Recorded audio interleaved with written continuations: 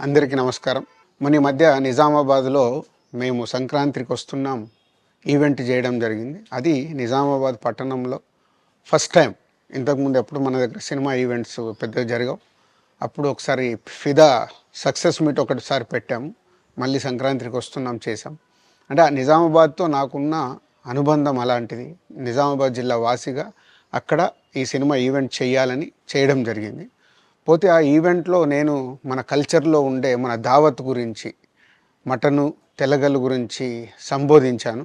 నేను ఆ మాటలల్లో తెలంగాణ వాళ్ళని నేను అవమానించానని, తెలంగాణ నేను హేళన చేశానని కొంతమంది మిత్రులు కామెంట్స్ చేసి సోషల్ మీడియాలో పెట్టారని తెలిసింది.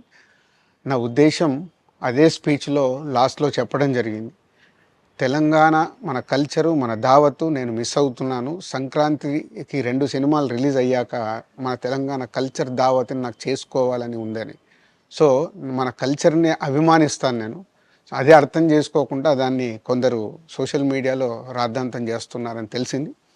నిజంగా మీరందరూ ఆ మాట వల్ల ఏదైనా హర్ట్ అయి ఉంటే నన్ను క్షమించండి.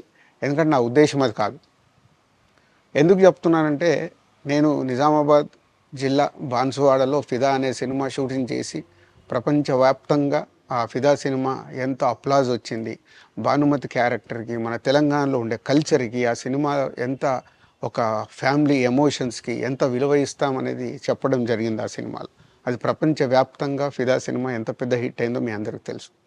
అలాగే బలగం అనే సినిమా తీసినప్పుడు తెలంగాణ సమాజం మొత్తం మమ్మల్ని అభినందించింది. తెలంగాణ ప్రజలందరూ ఆ సినిమాను ఆదరించి ఇది మా సినిమా అని గుండెలకు హత్తుకున్నారు. అన్ని రాజకీయ పార్టీలు ఆ సినిమాని అప్రిషియేట్ చేస్తూ మమ్మల్ని ప్రతి ఒక్క స్టేజ్ దగ్గర తీసుకెళ్ళి అభినందించారు అన్ని రాజకీయ పార్టీలు.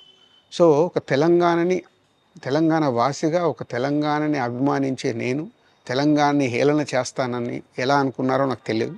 పోతే దాంట్లో ఏదైనా మీ కమ్యూనికేషన్లో తప్పుగా అర్థమైంటే నన్ను క్షమించండి. మీ మనోభావాలు ఆ కొందరు ఎవరైతే దెబ్బతిన్నాయని అనుకుంటున్నారో వాళ్ళందరికీ నా విజ్ఞప్తి, మీ మనోభావాలు దెబ్బతింటే నన్ను క్షమించండి. ఇప్పుడు నేను ఒక సినిమా ఇండస్ట్రీ ఫెటర్నీ నుంచి ఎఫ్డీసీ చైర్మన్గా అయ్యాను. సో మీ అందరికి తెలుసది. సో ఇటు సినిమా ఇండస్ట్రీకి అటు ప్రభుత్వానికి మధ్యలో ఉంటూ సినిమా ఇండస్ట్రీకి అవసరపడ్డట్టుగా నేను అన్ని సహాయ సహకారాలు చేస్తూ ఈ హైదరాబాద్లో హెల్దీ వాతావరణము తెలుగు సినిమాకి, తెలంగాణలో అభివృద్ధి చెందాలనుకునే యువతకి అందరికీ నేను ఉపయోగపడేలాగా ఉండాలి. మొన్న అలాగే పవన్ కళ్యాణ్ గారు కూడా చెప్పారు, యూత్ చాలా ఉన్నారు, వాళ్ళందరికీ కూడా సినిమా ఇండస్ట్రీలో ఇష్టం ఉన్న వాళ్ళని అప్గ్రేడ్ చేసి చేయాలని. ఆ ప్రభుత్వంతో కూడా అక్కడ సినిమాలో కావాల్సిన అందరినీ డెవలప్ చేస్తూ వాళ్ళందరూ మళ్ళీ తెలుగు సినిమాకే, తెలంగాణలో నేర్చుకున్న, ఆంధ్రాలో నేర్చుకున్న వాళ్ళందరూ తెలుగు సినిమాకే ఉపయోగపడతారు. సో అందరికీ తెలంగాణలో ఉండే అన్ని రాజకీయ పార్టీలకి నా విజ్ఞప్తి, నన్ను రాజకీయాల్లోకి లాగకండి. అలాగే ఎఫ్డీసీ అనేది కూడా సినిమాకి ఉపయోగపడేలాంటి అభివృద్ధి పనుల గురించి అవే చేస్తాను తప్పితే అది రాజకీయాలకు సంబంధించింది కాదు. ఎఫ్డీసీ కానీ నేను కానీ సినిమాలకే ఉపయోగపడతాము. ఇది అన్ని రాజకీయ పార్టీలు అర్థం చేసుకొని ఫర్దర్గా నన్ను ఇలాంటి అవసరం లేని వీటిలోకి లాగకూడదు అని మీ అందరికీ, అన్ని రాజకీయ పార్టీలకు నా విజ్ఞప్తి.